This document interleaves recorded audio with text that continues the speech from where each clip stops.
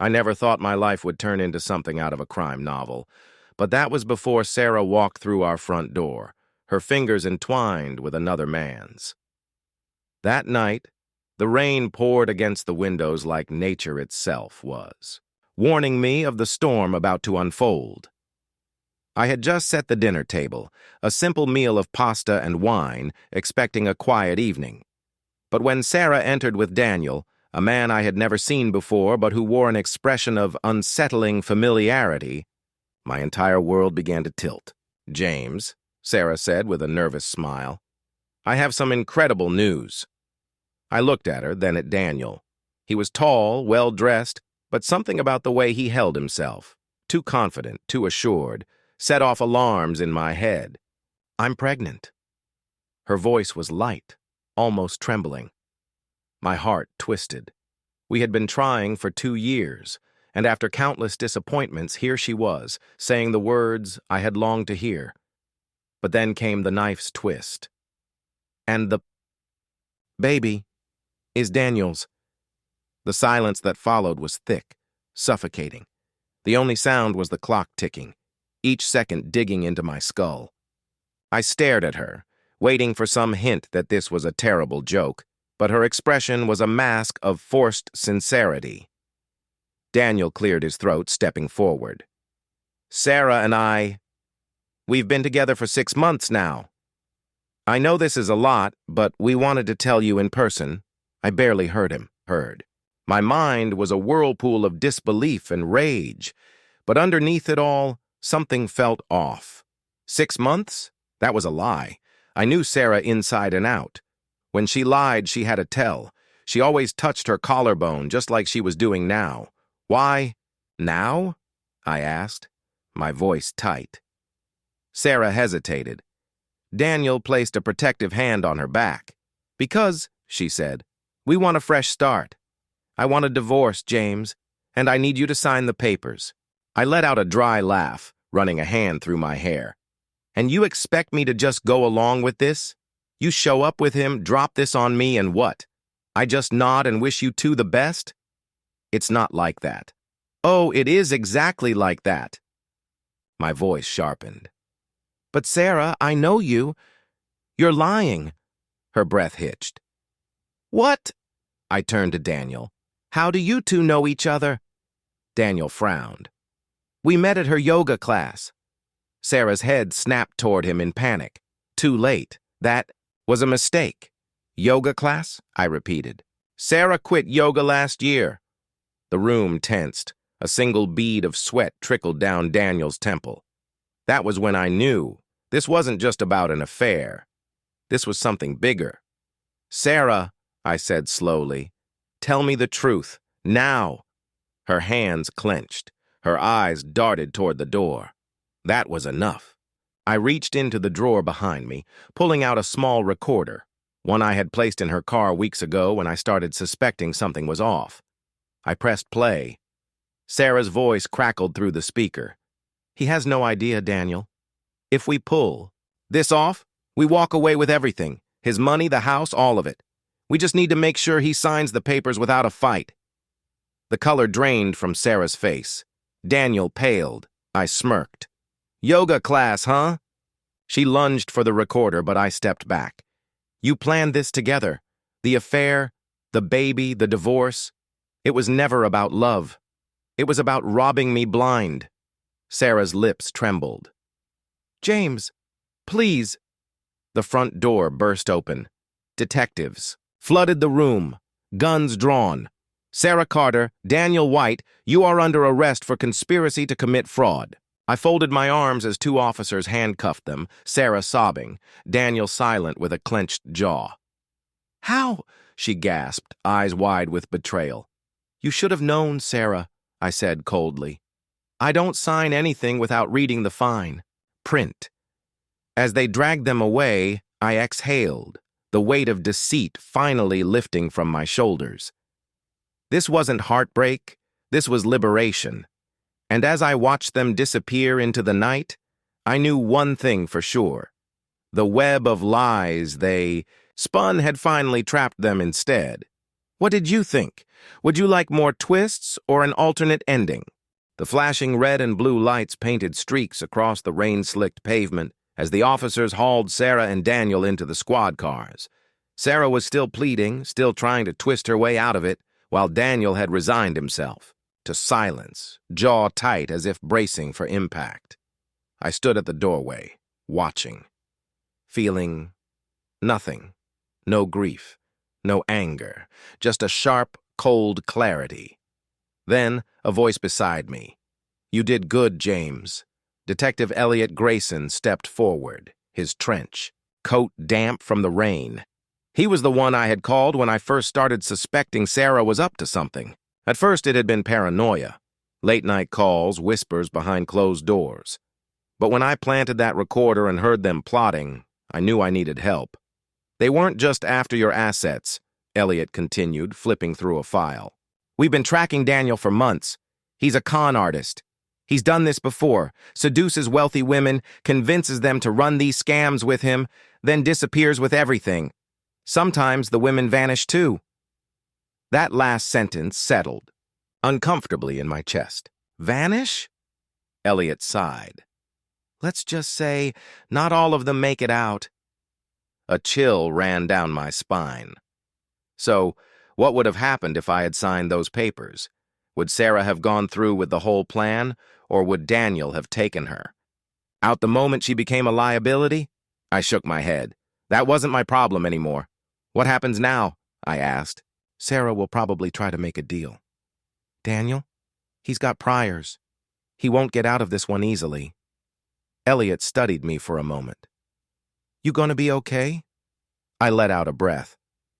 "Yeah, eventually." But I had no idea just how deep this rabbit hole went. 1 week later, I was just starting to put my life back together when I got the letter. It arrived in a plain white envelope, no return address. Inside was a single sheet of paper with a handwritten message. "You think you won, but you only saw what I wanted you to see. Check the basement." No signature, no indication of who sent it. My stomach tightened. I almost threw it away, convincing myself it was some sick prank, but something gnawed at me. Check the basement. That night, I grabbed a flashlight and headed downstairs. I had lived in this house for years, but I rarely went down there, just some old storage, nothing important, or so I thought. The beam of my flashlight swept across the concrete floor, over shelves of old books and dusty furniture. But then, I saw it. A section of the floor that looked different. The concrete was slightly uneven, like it had been patched up recently. My pulse quickened. I grabbed a crowbar and started chipping away at it.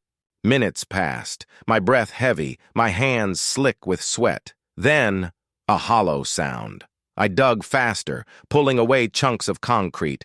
And then, I found it. A metal box, rusted at the edges, buried just beneath the surface. I hesitated, then pried it open. Inside were documents, papers, photographs, and a passport. My wife's passport. Only the name wasn't Sarah Carter, it was Emily Ross. A fake identity. And beneath it, a photo of Sarah and Daniel, from 10 years ago. My blood ran cold. They hadn't just met 6 months ago. They had been working. Together for a decade.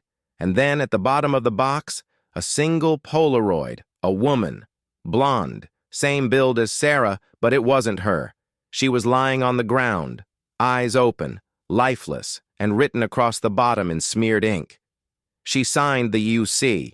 "Papers, too!" I staggered back, my breath catching in my throat. My hands trembled as I gripped the photo. Sarah, or Emily, had done this before, and I had almost been next. Then, from the darkness of the basement, my phone buzzed. Unknown caller. My heart pounded as I lifted it to my ear. A distorted voice whispered, "You should have signed, James." The line went dead, and I realized this wasn't over. My pulse hammered in my ears as I stared at the dead phone in my hand. The basement felt darker now, suffocating. That voice, distorted, inhuman, wasn't just a threat. It was a promise. I wasn't safe. Not yet. I took the metal box upstairs, every step feeling heavier than the last. I needed answers, and there was only one person who might have them. Sarah, or should I say Emily Ross. County Jail, interrogation room. She looked different in an orange jumpsuit, her once pristine appearance stripped down to its bare bones. No designer clothes, no expensive perfume, just a woman caught in a lie too big to escape. Sarah, Emily, stared at me from across the table, her hands cuffed in front of her. Her eyes, however, still held that same calculating glint. "James," she said softly, tilting her head, "I was wondering when you'd come." I didn't speak.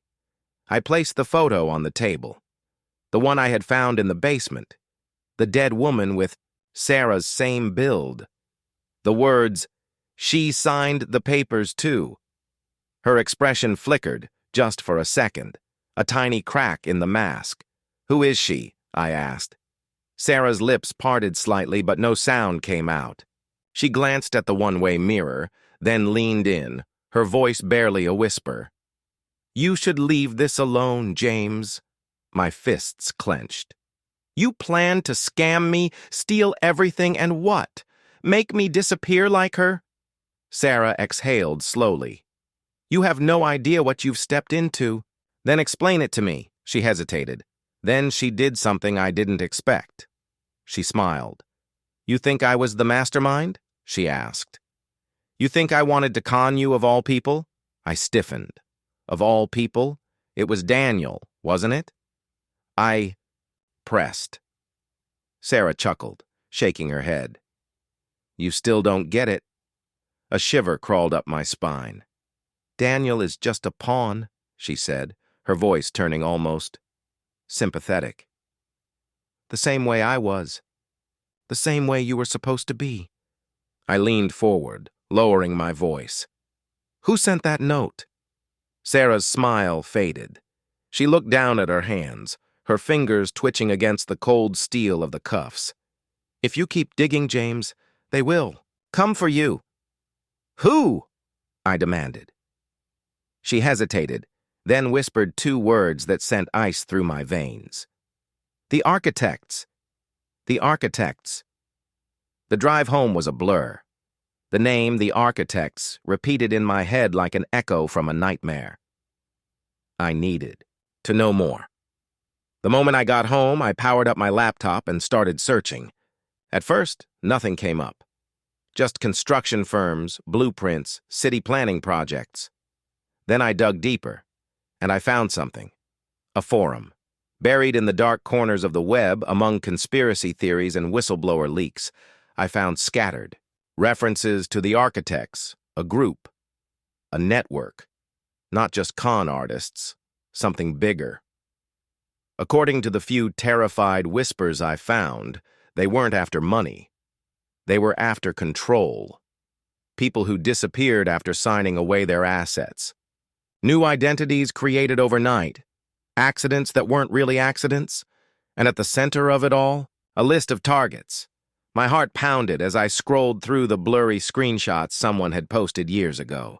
The image was old, distorted, but then I saw it. A name. James Carter. My name. This wasn't random. This wasn't just an affair gone wrong. I had been chosen. And now? Now I was a loose end, a shadow in the house. The moment I closed the laptop, I heard it. A creak. Soft, deliberate, coming from the hallway. My breath caught in my throat. I reached for the drawer where I kept my gun when I noticed something chilling. The drawer was already open, and the gun was gone. A whisper of movement behind me. I spun. Too late. A gloved hand clamped over my mouth, yanking me backward. Cold, steel pressed against my ribs, a voice, calm, professional, too familiar. "You should have signed the papers, James." A gunshot, then darkness. Darkness swallowed me whole. I was falling. No, being dragged. My body felt weightless, disconnected. But the pain in my side was real. The gunshot had hit me, not deep, but enough to slow me down. Then, a voice. "Don't make this harder, James." I knew that voice. Daniel. The world flickered back into focus. My vision was hazy, my head pounding, but I forced myself to stay conscious. I was in the trunk of a car. The engine rumbled beneath me, the road humming with movement. I tried shifting my weight, testing my limbs, hands zip-tied, feet bound. But they had made a mistake. My left hand was loose enough to move.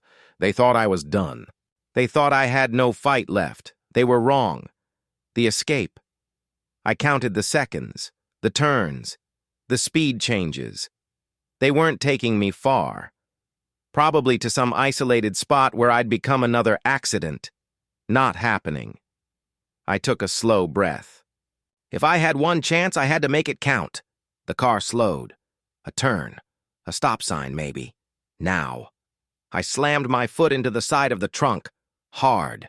The car jolted. The driver cursed. Another kick. Harder. The latch cracked. Light spilled in. I reached up with my free hand, ignoring the pain, and forced the trunk open just as the car accelerated. No time to think. I rolled out, hitting the pavement in a blur of pain and motion. Gravel shredded my arms, my ribs screamed, but I was free. Behind me, the car screeched to a halt. Doors slammed open. "Get him!" I ran. Blood dripped down my side. My head spun, but adrenaline carried me. I wasn't dying today. Up ahead, a gas station. Bright lights, security cameras, people. If I could get there, I had a chance. Footsteps thundered behind me. "James, stop!" Daniel's voice close.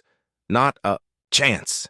I pushed forward, lungs burning. 10 feet, 5. A gunshot rang out. The pavement exploded near my feet. People screamed. I lunged forward, crashing through the gas station doors. "Call the cops!" I shouted, collapsing onto the counter. The cashier, wide-eyed, fumbled for the phone. Outside, Daniel stood in the parking lot, gun in hand. But he wouldn't shoot. Too many witnesses. Instead, he mouthed something. "This isn't over." Then he turned and disappeared into the night. The truth comes out. The cops arrived minutes later. I told them everything. The con, the fraud, the architects. But I could see it in their eyes. They didn't believe me. Yes, they took the gas station footage. Yes, they saw my injuries. But Daniel was a ghost. No records, no past. And Sarah? She had already cut a deal for a lighter sentence. She was protected. And me? I was just another guy with a wild story. But I wasn't crazy. I knew what I had seen. I knew what I had uncovered. And I knew one thing for certain. They weren't done with me yet. One last message. That night, I locked my doors, blocked my windows, sat in the dark with a knife in my hand, waiting. The architects had tried to silence me once. They would try again. And then, my phone buzzed. Unknown number. A text. "You should have signed the papers, James." Now, we rewrite the ending. My breath. Caught? Attached to the message? A live video feed? Of me? From inside my house. A live feed. Of me. Inside my own house. A cold, creeping horror slithered down my spine as I stared at the screen. The angle was high, like a security camera feed. But I didn't have security cameras. I turned slowly, scanning the dimly lit room. Nothing seemed out of place, but they were watching, right now. My phone buzzed again. Unknown number. "You can't run, James, but you can make this easier on yourself." Then, another text. Turn around. Every muscle in my body locked up.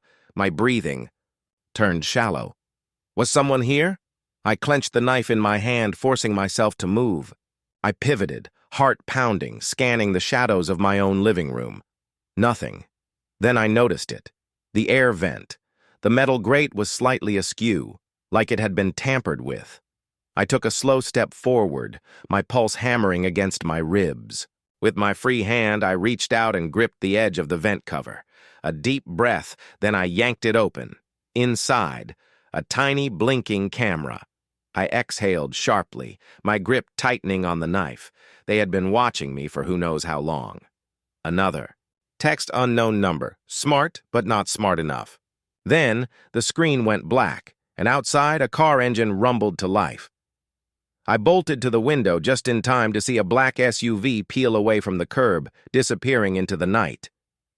They had been here, watching, waiting, and I had no idea how many. More cameras they had hidden. I needed to leave. Now. A dangerous ally, I drove without a destination. Just kept moving. I couldn't go home. I couldn't go to the police. I needed help, but who the hell could I trust? Then a thought hit me. Detective Elliot Grayson. He was the only one who believed something bigger was at play, if he was still alive. I pulled over and dialed his number. It rang, and rang. Then, click. Grayson. "It's James," I said, trying to steady my voice. "They were in my house." A pause. Then, a low sigh. "I was afraid of this." "What do you mean?" I asked, gripping the wheel. "You're not the first, James," he said. "The architects have been pulling this kind of con for years. But you weren't just a mark. Then what the hell am I?" Grayson hesitated. Then, "Meet me in 30 minutes. I'll explain everything." He gave me an address, a motel on the outskirts of town, somewhere off the grid, somewhere he wouldn't be tracked. I didn't think twice. I floored it. The truth no one wants told. When I got to the motel, Grayson was already there, leaning against his car, smoking a cigarette. He looked worse than before. Tired, worn down, like a man carrying too many secrets. "You weren't supposed to find that basement," he said before I even got out of the car. I froze. "What? That list you saw? With your name on it?" He exhaled, smoke shaking his head. "That wasn't a list of targets, James. That was a list of recruits." My blood turned to ice. "Recruits?" Grayson nodded. "The architects don't just steal from people, they make people. They take promising candidates, people with skills, money, or connections, and they groom them. They put them through tests. If you pass, you're in. If you fail..." He made a gun gesture with his fingers. "Sarah wasn't just conning you. She was testing you." I swallowed hard. "Testing me for what?" Grayson crushed his cigarette under his boot. "To see if you'd make a good architect yourself." My mind reeled. Had this all been an initiation?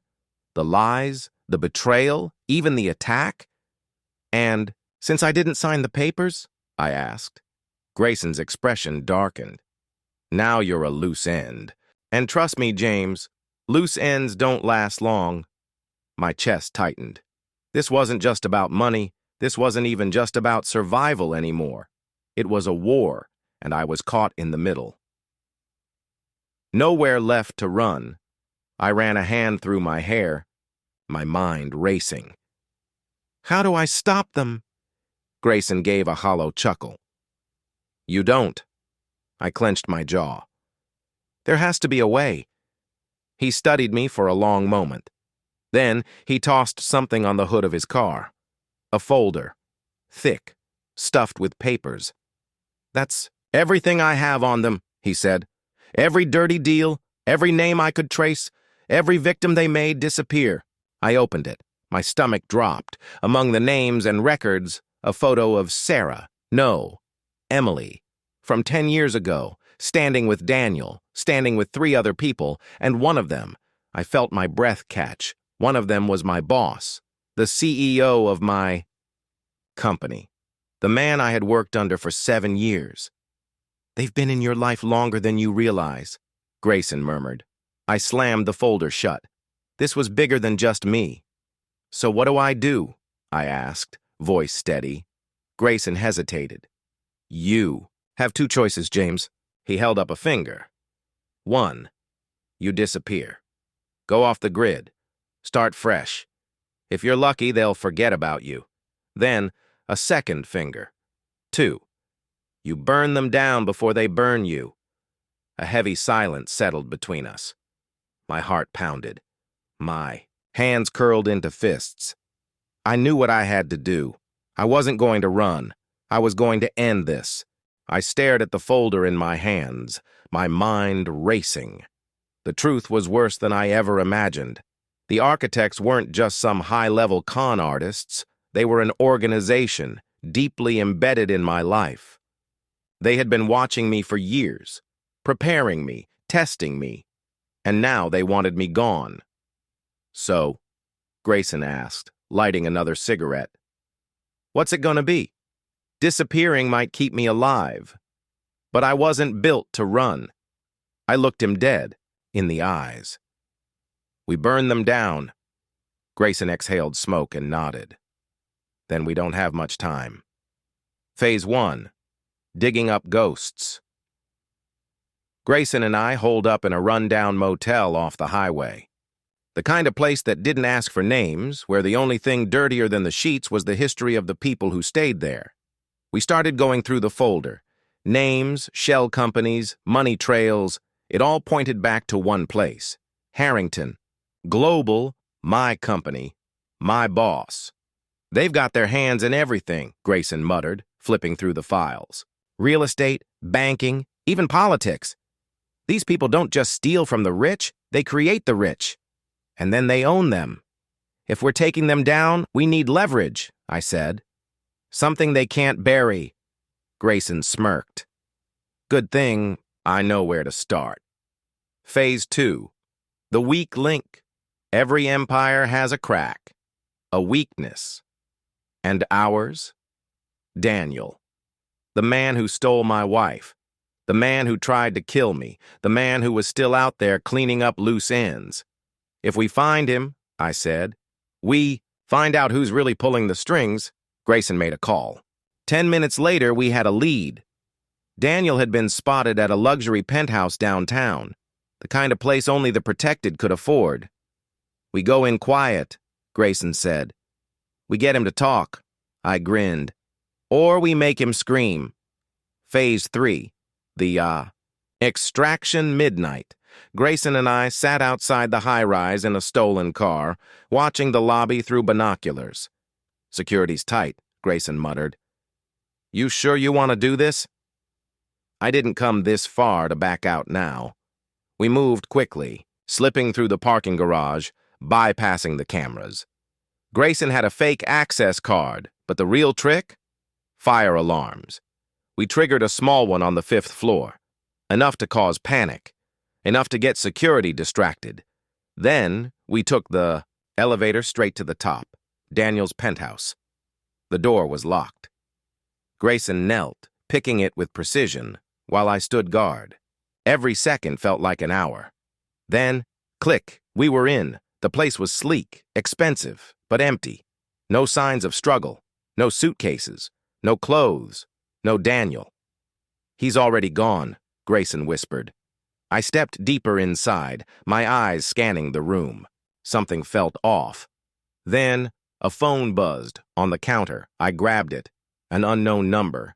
The text read, "Too slow, James." My stomach twisted.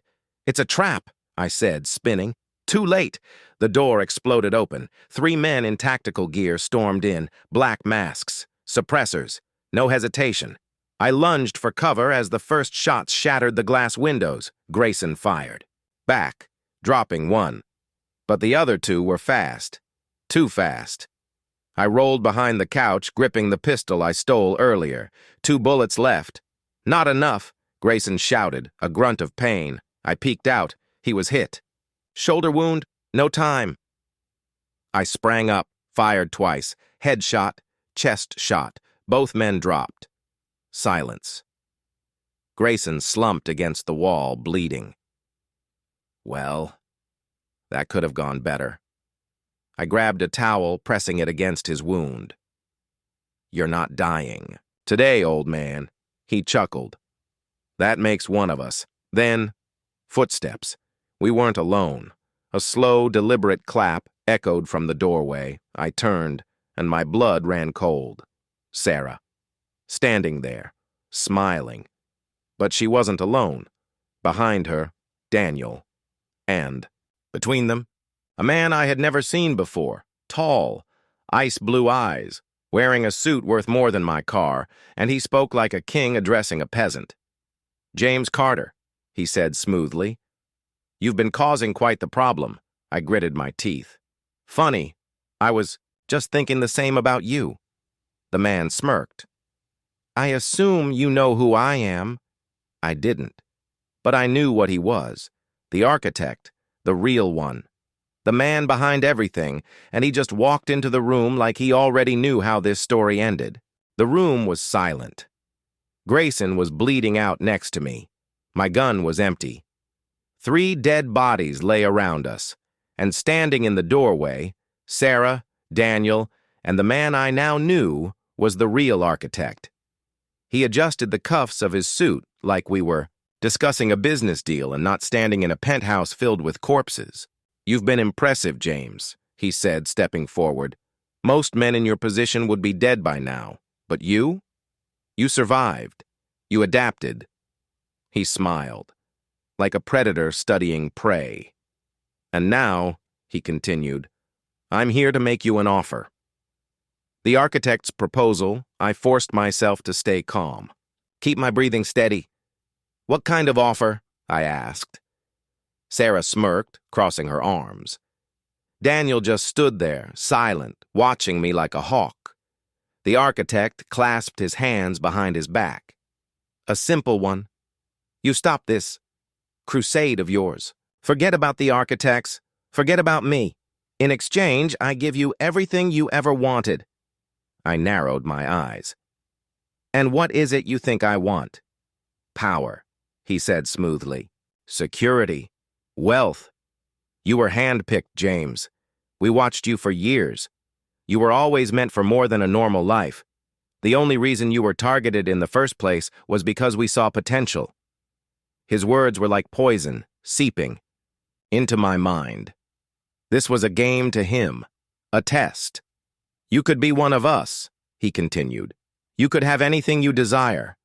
And in return, you do one simple thing." He took a slow step forward. "You kill Grayson." A choice in blood. I felt my pulse hammering. My hands clenched into fists. "No deal," I said immediately. The architect sighed. "Think carefully, James." Daniel stepped forward, pulling a gun from his coat. He aimed it at Grayson's head. "Either you kill him, or I do," Daniel said coldly.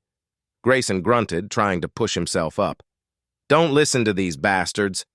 A gunshot. I flinched. The bullet hit the floor, inches from Grayson's hand. Daniel was toying with him. Tick-tock.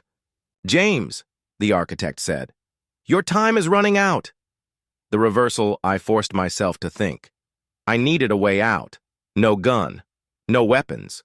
But there was one thing left. The penthouse security system. Earlier, I had noticed a panic button near the entrance. "Designed for emergencies. If I could just get to it." I exhaled slowly. "Fine," I said. "I'll do it." The architect smiled. "Smart man." Sarah looked almost disappointed, but she stepped back, letting me approach Grayson. Daniel handed me his gun, smirking. I took it, weighing it in my hands. Heavy, loaded, one shot. I met Grayson's eyes. I needed him to trust me. Then, I moved. I spun and fired, not at Grayson, but at the glass panel behind the architect. The bullet shattered it instantly. Alarms screamed through the building. Red emergency lights flashed. Security protocols were triggered. The architect's face finally changed. "Kill him!" he snarled. Too late. I grabbed Grayson, yanking him to his feet. He gritted his teeth in pain, but he moved. We ran. Daniel fired. Bullets tore past us, but the penthouse was now in full lockdown mode. Security gates slammed down. "Over the exits. We needed another way out." "Window!" Grayson gasped. I nodded, sprinting toward it. We were 40 stories up. No way down, except the scaffolding. A construction rig was outside the building just within reach. If we jumped, no time to hesitate. I grabbed Grayson. "Jump on 3. James. 1, 2, 3. We leapt. Free fall. The cold air rushed past us. I grabbed onto the scaffolding at the last second, my fingers nearly slipping. Grayson hit the side, groaning in pain. Above us, the architect stood at the broken window, watching. No rage, no panic, just calculation. He knew this wasn't over. I knew it too. The final war begins, we escaped. Barely. But we were still marked men. Grayson was wounded. We had nowhere to go. But we had one advantage. That folder, the one with names, records, proof. I had made copies, and now I was done playing. Defense. I was going to expose them, one way or another. The cold wind ripped through my clothes as Grayson and I clung to the scaffolding. Below us, the city pulsed with neon lights, oblivious to the war raging above. The architect stood in the shattered penthouse window, his face unreadable. He had underestimated me. But that wouldn't happen again. I turned to Grayson, his face pale from blood loss. "We needed to move. Think you can climb?" I asked. He grunted. "Ask me after we're not 40 stories up." We scaled the metal beams, inching, toward the fire escape. Sirens wailed in the distance. Security was responding to the alarm. We had minutes before the building swarmed with armed men. We reached the ladder, dropping down into a dimly lit alley. "We need to disappear," I said. "Now." Grayson nodded weakly. "I know a place. The safe house. It was an abandoned auto shop on the outskirts of the city, the kind of place that smelled like rust and gasoline." Grayson collapsed onto a workbench, wincing. "Sit tight," I said, grabbing a med kit from an old locker. I cleaned the wound, stitching him up as best I could. He clenched his teeth, gripping a wrench to keep from yelling. "You ever think about getting a desk job?" I muttered. "Tried it once," he groaned. "Got shot at anyway." I smirked, but my mind was already racing. The folder. I had copies hidden in 3 places, 1 digital, 2 physical, names, records, offshore accounts. Enough evidence to put the architects in a vice grip. The problem? They knew it now, and they weren't going to sit back and wait. "We need to go on the offensive," I said. Grayson exhaled. "You got a plan?"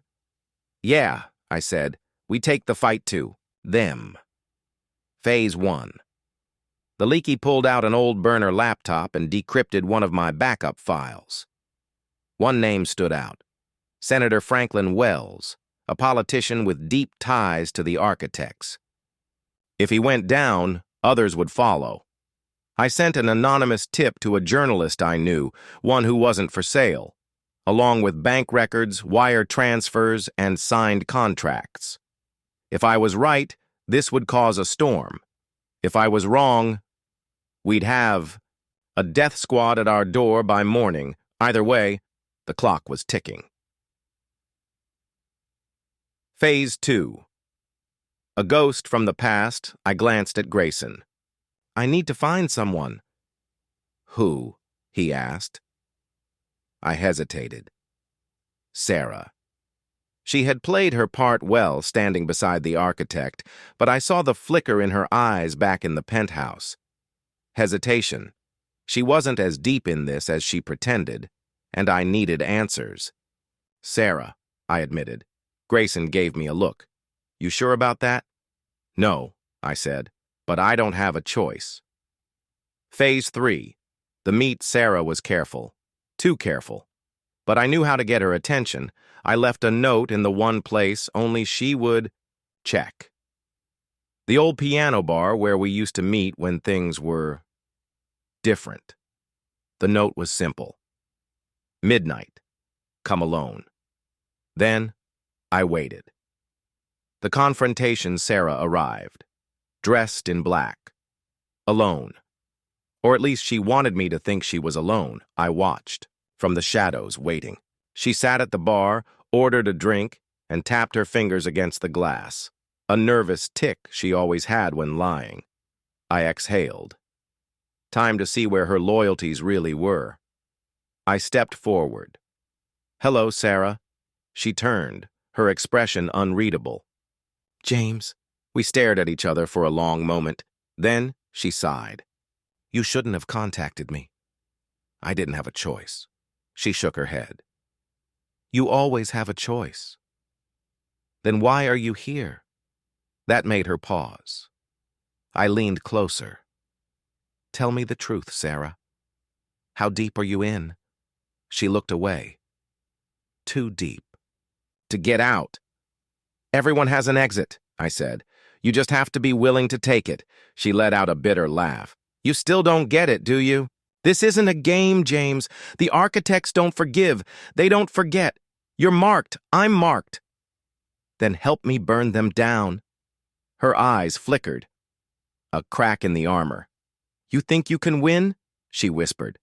I think I can make them bleed. She stared at me, conflicted. Then, she slid something across the table. A USB drive. You didn't get this from me, she said quietly. I took it. What's on it? Everything you need to bury them. I studied her. Why are you giving me this? For the first time, her mask slipped. Because you were the only thing in my life that was ever real. A lump formed in my throat. But before I could say anything, her phone buzzed. She checked it. Her face went pale. James, she whispered. Run. Too late. The front doors exploded inward. Armed men swarmed the bar, guns raised, suppressors gleaming. Grabbed Sarah's wrist, pulling her behind me. Then the shooting started. To be continued? Should James trust Sarah? Will the USB drive expose the architects? And who just walked into the bar? The first shot shattered the mirror behind the bar. Glass rained down as the bartender ducked, screaming. I grabbed Sarah, dragging her toward the back exit. More gunfire. Muffled by suppressors, but still deadly. One bullet whizzed past my ear. Another slammed into the wooden counter, splintering it inches from Sarah's hand. Move! I barked. We dove through the kitchen doors as a storm of bullets ripped through the bar. No time, no options. We had to run. The escape. The kitchen was a mess of overturned pots and the smell of burned food. A chef cowered behind a prep station, eyes wide with terror. I spotted a service door at the back, our only exit. I sprinted toward it, then stopped cold. A shadow. Someone was waiting on the other side. Sarah grabbed my arm. James, too late. Tao. Docker burst open. A man in tactical gear raised his weapon, but I was already moving. I slammed the door into his face, sending him stumbling back.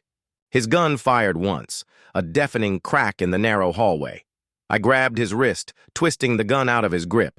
He swung at me, but I ducked and drove an elbow into his throat. He crumpled. Sarah grabbed the gun. Come on! We ran. The streets are no longer safe. The alley outside was empty, for now. I glanced at Sarah. She was breathing hard, eyes darting in every direction. Who were they? I asked. Not architects, she said, gripping the stolen gun. Hired muscle, kill teams. They're tying up loose ends. That meant me. That meant her. I clenched my jaw. Then let's give them something to worry about. She hesitated. James, this doesn't end well. It doesn't end at all if we don't fight back. She exhaled. What's the plan? I pulled the USB drive from my pocket. We expose them. We take this to the world. She stared at the drive, then back at me. Then we need to move, now, because the real hunters weren't far behind. The man in the Car A black sedan was parked across the street. Tinted windows, no plates. I knew what that meant. Someone was watching, waiting. Sarah saw it too. She tensed. They've already found us. I took a slow breath. No sudden moves. The driver's door opened, a man stepped out, tall, expensive suit, but not one of the architects. He adjusted his cuffs and smiled. James. Sarah. His voice was calm. Too calm. You've caused quite a mess. I didn't say anything. Sarah's grip. tightened on the gun. "Who are you?" I asked. His smile widened. "I'm the man who decides whether you live or die." A long pause, then he gestured to the car. "Get in." A deal with the devil. I looked at Sarah. Every instinct screamed trap, but we were outgunned, outnumbered, and running out of time. I exhaled. Fine. We got in. The door closed behind us with a final click. The city blurred past the windows, and I knew whatever happened next would change everything. The car moved smoothly through the city, silent except for the hum of the engine. Sarah sat stiff beside me, her fingers still curled around the stolen gun, hidden in her coat. I could feel the tension radiating off her. I studied the man across. From us, he sat with perfect posture, his suit crisp, his eyes assessing. "Who are you?" I asked again. He adjusted his cufflinks as if the question bored him. "Names aren't important." "They are to me." A small smirk. "Fine. Call me Mr. Black." I didn't believe that for a second, but I let it slide. "Why are we here, Mr. Black?" Sarah asked, her voice cold. "Because," he said, leaning forward, "you've both made quite the mess. And the people I represent are very interested in cleaning it up." I frowned. "You're not with the architects." "No," he admitted. "But that doesn't mean we don't have mutual enemies." "The offer." "You stole something," Mr. Black continued. "Something. Very dangerous." I tapped the USB in my pocket. "You mean this?" He nodded. "That drive contains information on every major figure within the architects. Names, locations, hidden assets. It's a kill list." Sarah inhaled sharply. Even she didn't know the full extent. "How do you know what's on it?" I asked. He smiled, slightly. "Because my people put it there. That sent a chill through me." "So what do you want?" "Simple," he said. "I want the drive, and in exchange, you walk away. Free. Untouched." Sarah scoffed. "That's a lie." Mr. Black tilted his head. "Is it?" His voice was calm, but I wasn't buying it. "You don't just let people walk away," I said. "Not from something this big." "You're right," he admitted, "which is why I have a second offer." I waited. "Join us." Sarah stiffened. I just stared at him. "You're skilled, James. Resourceful. The kind of man who survives when others don't. And Sarah, your knowledge of the architects makes you an asset. You both have a choice. Be erased or become part of something much larger." Silence. Sarah glanced at me, waiting. "And if we refuse?" I asked. Mr. Black exhaled. "Then I let the architects finish what they started." The weight of the moment settled. And no good options, no easy outs. I looked at Sarah. "Thoughts?" She smirked bitterly. "I think we've been playing by other people's rules for too long." She was right, so I made a decision. Not to surrender, not to join, but to flip the game on its head. I pulled the USB from my pocket and held it up. "You want this?" I asked. Mr. Black nodded. I smirked. Then, before anyone could react, I snapped it in half. The betrayal silence. Sarah's eyes widened. Mr. Black's expression didn't change, but I saw something in his eyes. Surprise, frustration. For the first time, he wasn't in control. "That wasn't the only copy," I said. "And now you have no leverage." Mr. Black exhaled through his nose. "I see." He tapped twice on the partition. The car slowed to a stop. "Consider this your one warning, James," he said. "You've just made enemies on both sides." I smiled. Then I must be doing something right. The door unlocked. "Get out." We stepped onto the pavement. The car pulled away, vanishing into the night. Sarah turned to me. "Are you insane?" "Probably." She shook her head. But there was a glint in her eyes. "So what now?" she asked. I exhaled. "Now," I said. "We end this, and we don't stop until the architects burn." The city stretched before us, cold and indifferent. It had no idea what was coming. I stood there in the middle of the street, staring into the void of night. The final confrontation was near, and yet, somehow, it felt like the beginning of something much bigger. "You really think you can win this?" Sarah asked, her voice low but laced with a strange mix of disbelief and admiration. I looked at her, my eyes hard. "I have to." We had no other choice. The choice. I hadn't just snapped that USB for the drama. The architects had underestimated us. The data inside was just a fraction of what we needed, but it was enough to start the chain reaction. "So what's the plan now?" Sarah asked, her eyes narrowing as we moved toward a nearby alley. She wasn't sure where this was going, but she was. "Game. We need to find someone," I said, pulling out my phone. The screen flickered. I had a contact, someone who could connect the dots for us. I punched in the number and waited. "Hello?" a voice answered, raspy and familiar. "Elliot, it's James." There was a pause, then a chuckle. "James, you got yourself into something deep, didn't you?" "You have no idea." Elliot was one of the few people who could navigate the world of encrypted files and black market networks without leaving a trace. If anyone could track down the rest of the architects' network, it was him. "I need you to pull up everything on the architects," I said. "Every black account, every shady deal." I figured you'd be asking for that soon. He sounded almost amused.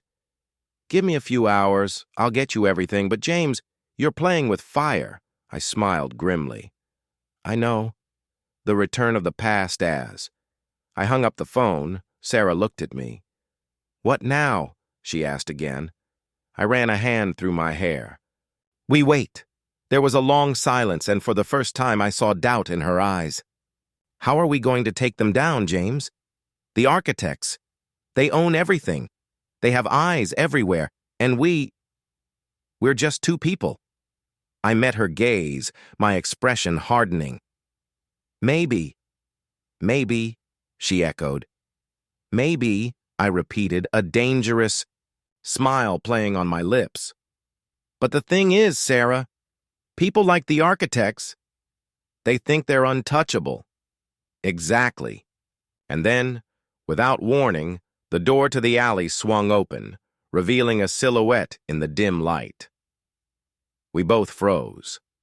I grabbed Sarah's arm, instinctively pulling her back into the shadows. The figure stepped forward, and I felt my heart skip, a beat. It was Victor. The betrayal. Unveiled Victor was a ghost from the past, a man I thought was dead. He had been with the architects for years, their most trusted ally, and the one person who had sold me out, or at least I thought he had. "Victor," I said slowly, my voice tinged with disbelief. He smiled, though it didn't reach his eyes. "Long time no see, James."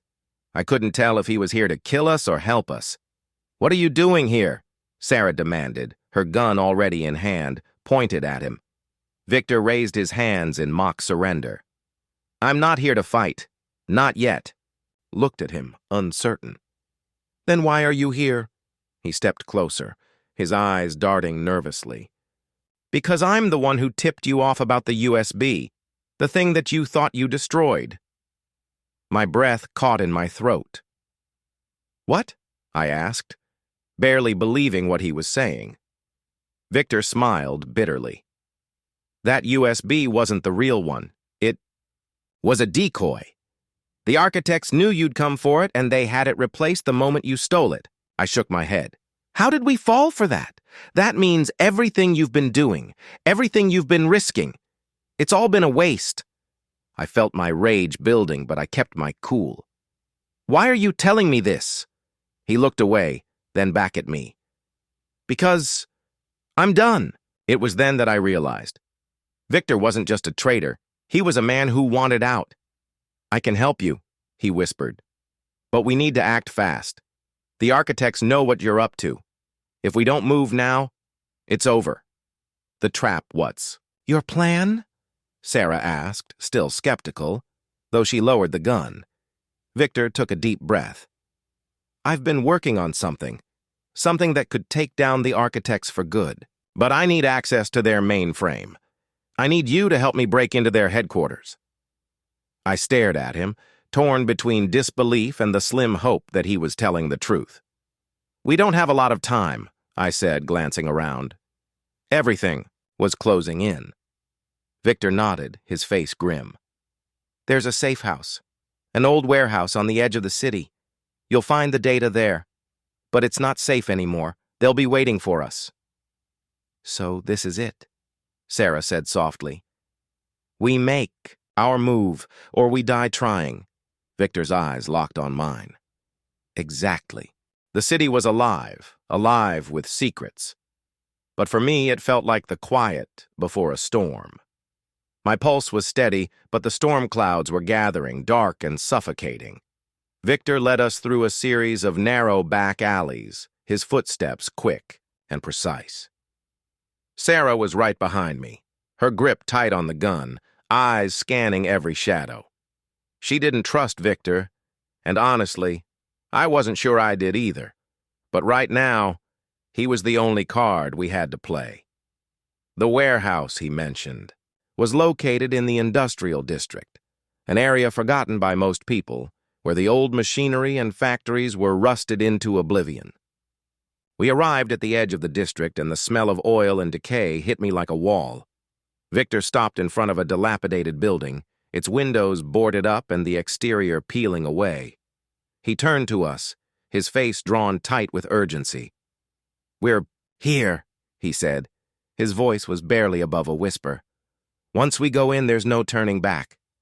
I glanced at Sarah. She was silent but steely-eyed.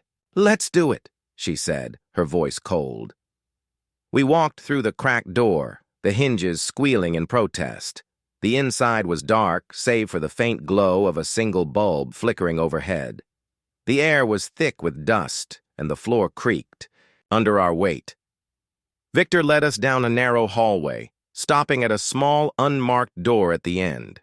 His hand hovered over the handle, but he didn't turn it immediately. "Are you sure about this?" he asked, his voice filled with doubt. I nodded. "We don't have a choice." He opened the door. The hidden truth. The room was smaller than I expected. Nothing more than a makeshift office cluttered with monitors, cables, and dusty old files. In the far corner stood a secure computer terminal hooked up to several hard drives. Victor rushed over to it, typing in commands with lightning speed. I could see his hands shaking slightly. "I need about 5 minutes to pull the data," he said without looking at us. I turned to Sarah. "Keep watch." She nodded, her back to the door, scanning the space. I knew she was prepared for anything, but the tension in the air was suffocating. Victor's fingers flew over the keyboard, and the only sound in the room was the hum of the machine. 5. Minutes felt like 5 hours. The door behind us creaked, and then the unmistakable sound of footsteps. My heart raced. I looked at Sarah, her hand instinctively going to her gun. She nodded slightly, signaling she'd heard it too. Victor didn't look up. "Almost done," he muttered. "The trap closes." But the footsteps weren't the only sound. I heard something else. A click. The distinct sound of a gun being cocked. I froze. "James." Sarah's voice was low, sharp. I turned, and through the doorway I saw them, a group of men in black suits, no badges, no names, just silent, calculating, and lethal. At their center was Mr. Black, the same man who had almost made me believe the game was over, the same man who had given me the ultimatum. He wasn't smiling now. "I think we need to have a conversation," he said, his voice soft, yet chilling. The final game, Victor stood frozen by the terminal, his back to the group of armed men. He didn't move. Sarah, however, stepped forward. "You're too late." Mr. Black raised an eyebrow. "Am I?" Victor spoke up, his voice trembling. Shut up, Victor!" I snapped. He shut his mouth, but his face was pale. I turned back to Mr. Black. "You can't stop this. We have what you need." "Do you?" Mr. Black replied, his eyes narrowing. You see, the architects don't need a USB. They never did. They have something far more valuable than any information you could ever gather. My stomach dropped. What are you talking about? He smirked. It's not the data that matters. It's control, power, and you, James. You've been playing their game this whole time. I clenched my fists, but my mind was racing. What do you want? Simple, Mr. Black said, his tone casual. You're going to walk out of here, and you're going to hand me the real copy of the data, or I let my team handle you both. I could see the men behind him, weapons drawn, but they weren't moving. Not yet. We had a moment. Just one. I looked at Sarah. Her eyes were fierce, and for the first time I saw something else. Fear. But we couldn't show it. Not now. The revelation Victor was still at the terminal, sweating. I knew he wasn't going to be any help, but I couldn't blame him. James, Sarah said softly, her voice trembling slightly. What if this is it? What if we can't win? I glanced. At her, the weight of the world pressing down on my chest. We have to try. Then I saw it. A small glimmering light on the corner of the screen. The system was still processing. The data wasn't fully transferred. I lunged for the terminal. No, Victor shouted, but I didn't care. In one swift motion, I unplugged the device. The screen went black. The room fell deathly silent. You're a fool. Mr. Black's voice was low and dangerous. I turned, facing him, adrenaline coursing through my veins. The screen in front of me was black, lifeless. I had cut off the only way to track the data, and I could feel the tension rise, heavier now, pressing down on all of us. Mr. Black didn't flinch. His men remained still, but I could sense the unease in the air. I had done it. I had made the move that shifted the balance. But the question was, could I live with the consequences? I turned slowly toward Sarah, my eyes locked on hers. I could see the spark of uncertainty in her gaze. She knew we'd just put ourselves at the center of a much larger storm. But her expression, though grim, showed something else too. Determination. What now? She whispered, as if testing the weight of the moment. I exhaled sharply, my fingers tight against the edge of the terminal. Now. We survive. The gambit Mr. Black stepped forward, a calmness in his eyes, but I could see the fury building beneath, his composed exterior. You've made a grave mistake, James. I met his gaze, unblinking. I think you're the one who's underestimated me, he chuckled softly. You don't understand the game, do you? The architects have eyes everywhere. What you've done here doesn't matter. You've lost the data, but you haven't won. I could hear the click of his men's weapons being cocked. The air was thick with tension. Then, to my surprise, Victor spoke. They're right, James. I spun around, my eyes narrowing. What? This whole thing, Victor said, his voice low, almost apologetic. It's not about the data. It never was. It's about control. I stared at him, trying to make sense of what he was saying. What are you talking about? Victor's eyes met mine, his face pale. The architects don't just control data, they control people. Everyone. You're telling me you knew all along? Sarah spat, stepping forward. That's why you helped us get this far, isn't it? You were never planning on taking them down. Victor's face twisted in guilt. I didn't know. I thought I could help, but they always had a plan. They knew exactly what you would do. I felt the weight of his words settle in, and for the first time in this whole mess, a cold realization swept over me.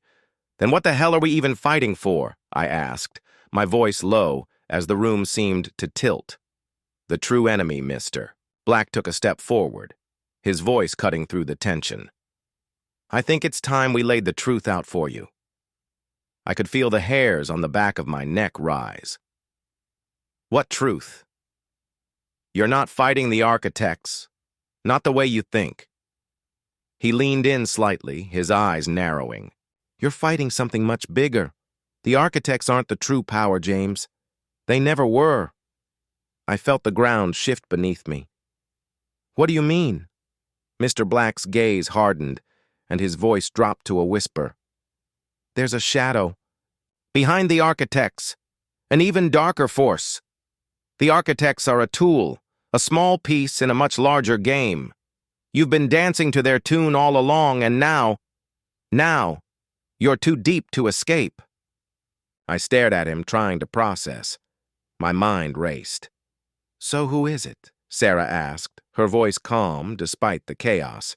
Mr. Black's lips curled into a smile. The architects are just a front for an organization known only as the Circle. The Circle, the name hung in the air like a death sentence. The Circle? Sarah repeated. What the hell is that? Victor, who had been silent, finally spoke again, his voice shaking. The Circle controls everything, Sarah.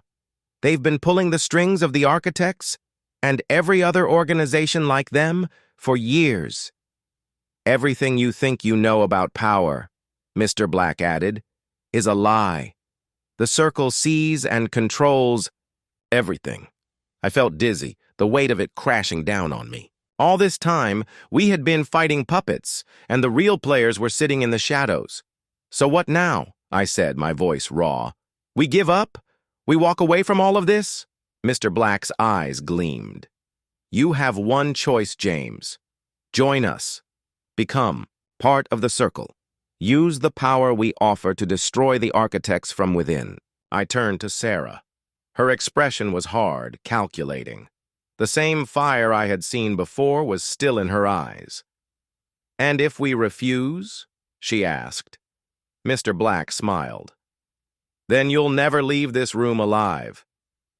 The choice. I could feel the weight of the decision pressing in, suffocating. On one side, the Circle's power, unimaginable wealth, influence, control. On the other, the freedom to fight the system, to keep trying to take down the architects, but with the understanding that there would be no mercy for us. The choice was unbearable, and the clock was ticking. Sarah stepped forward. James, she spoke quietly, but I could hear the emotion in her voice. We can't keep playing their game.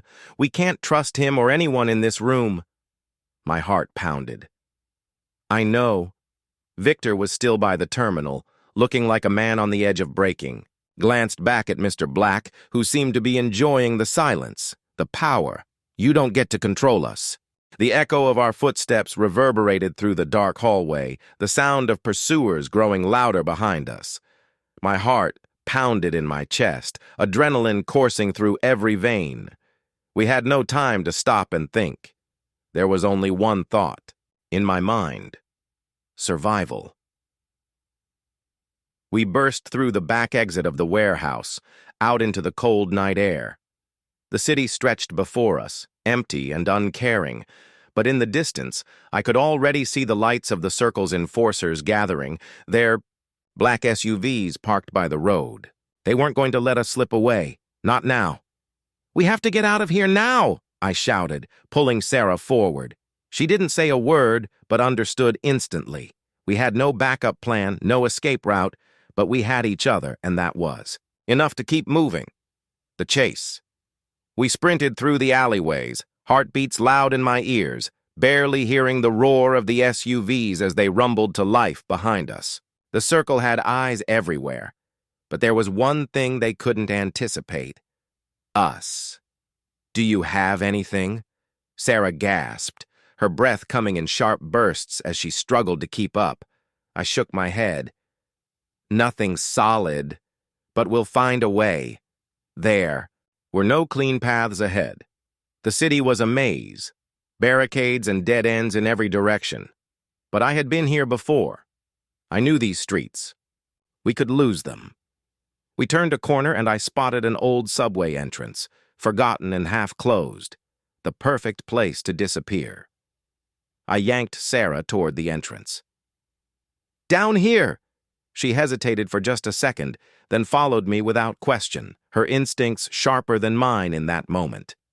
As we descended into the darkness, the echo of the pursuing SUVs grew distant, swallowed up by the underground tunnels. We were safe. For now.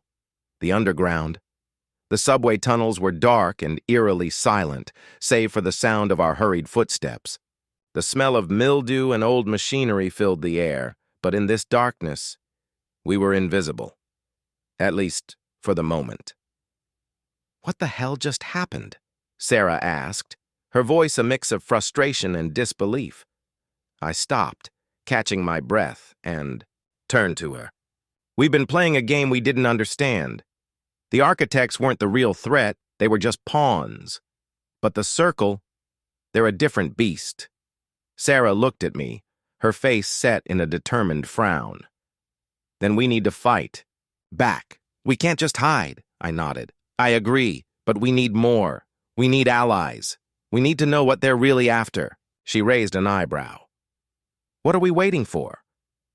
"For now, a way to stop running."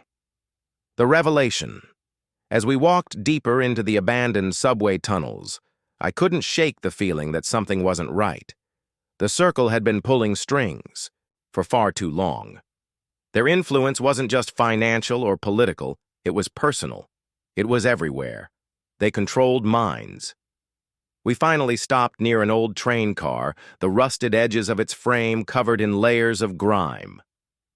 The faint hum of distant machinery reverberated through the tunnels, making the silence feel more oppressive. I turned to Sarah. Victor was right about one thing. The Circle is much bigger than I realized. They've infiltrated every layer of society, and they control more than just governments and corporations. They control people. They manipulate the very systems that shape our lives. Sarah leaned against the side of the train car, her arms crossed. "So they've been watching us this whole time." I nodded slowly. "And I think they've been watching you too." Her gaze shot up, sharp. "What do you mean?" "I think they knew you. Were involved the second you walked into this mess. Your background, Sarah, your training, you're exactly what they need. They've been testing you, pushing you to make sure you're ready." Her eyes flashed with anger. "You think I'm their pawn?" I held up my hands. "No, I don't. But you have to admit, there's more to your past than you've told me. You didn't just stumble into this fight." There was a moment of silence, and Sarah stepped forward, her face hardening. "You're right." She paused, her eyes distant. "I wasn't just some random agent who happened to get caught up in your mess. I've been tracking the Circle for years. I've been part of their web." My heart stopped. "What?" She didn't look at me. Her voice dropped, almost to a whisper. "I was one of their operatives before I turned. But getting out wasn't easy. They let me go, but they knew I wouldn't be able to leave completely." I could see the truth in her eyes now, the weight of her past. And it hit me like a cold wave. "You were part of the Circle?" Sarah nodded slowly. "Yes, I was. But I couldn't live with what they were doing, so I cut ties. But they've been watching me ever since. I thought I could get away. But now I know that was never going to happen." The plan, the weight of her words hung in the air, and for a moment, I didn't know what to say. But the silence was only temporary. We had no choice but to keep moving forward.